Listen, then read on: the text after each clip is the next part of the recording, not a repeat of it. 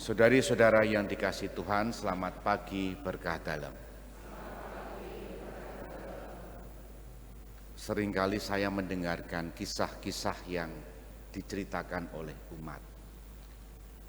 Misalnya, Romo saya sangat bersyukur atas berkat yang kami terima. Dan berkatnya itu disebut macam-macam. Dan yang menarik bagi saya adalah di bagian terakhir mengatakan, ini karena pertama-tama saya mengimani Yesus. Kisah lain juga dinarasikan, diungkapkan ketika dalam pertemuan kelompok-kelompok, dalam sharing-sharing itu ada juga yang bersaksi bahwa ada banyak berkat yang diterima karena percaya kepada Yesus. Entah itu kesehatan, entah itu berkat yang berupa kelancaran akademik misalnya.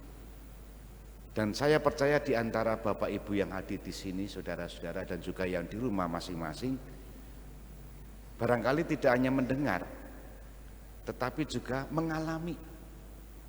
Sehingga rumusan seperti ini, kalau tidak percaya kepada Kristus belum tentu aku mendapatkan ini. Nah, kalau sudah sampai kepada rumusan itu, saya merasa itulah yang layak disyukuri, lebih dari segalanya.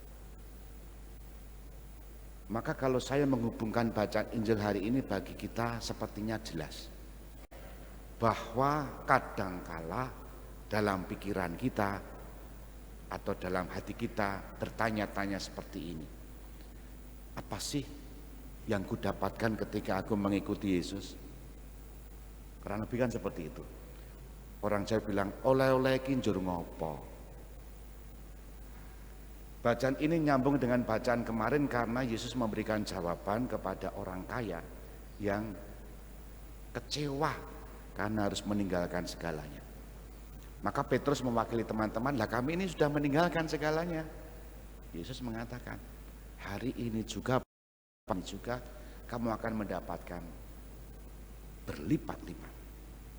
Sesungguhnya aku berkata kepadamu, barang siapa meninggalkan rumah, saudara-saudara, ibu, bapa, anak dan ladang, pada masa ini pula ia akan menerima kembali 100 kali lipat.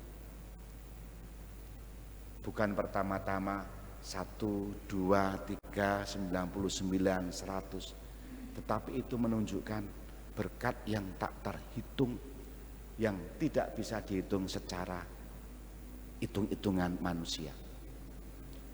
Maka permenungannya adalah bagaimana kita sendiri. Apakah ketika sudah sejauh ini mengikuti, percaya kepada Kristus, mendapatkan apa yang Tuhan janjikan pada masa sekarang, meskipun belum nanti pada saat hidup kekal sebagaimana yang Tuhan berikan. Barangkali masih ada orang yang menggerutu, rewangi, sudah aku bela-belain percaya kepadanya, tetapi malah buntung. Buntung itu tidak untung ya. Tapi itulah yang Tuhan katakan, meskipun dalam penganiayaan, dalam penyingkiran, dalam penindasan, Tuhan tetap memberikan harapan. Barangkali kita masih setengah hati, barangkali kita masih seperempat hati, dan Tuhan mengendaki sepenuh hati dalam cara hidup kita masing-masing. Semoga Anda dimanapun berada menemukan saat-saat berrahmat, saat-saat mana Tuhan memberikan berkat yang di luar dugaan kita. Kita hening sejenak.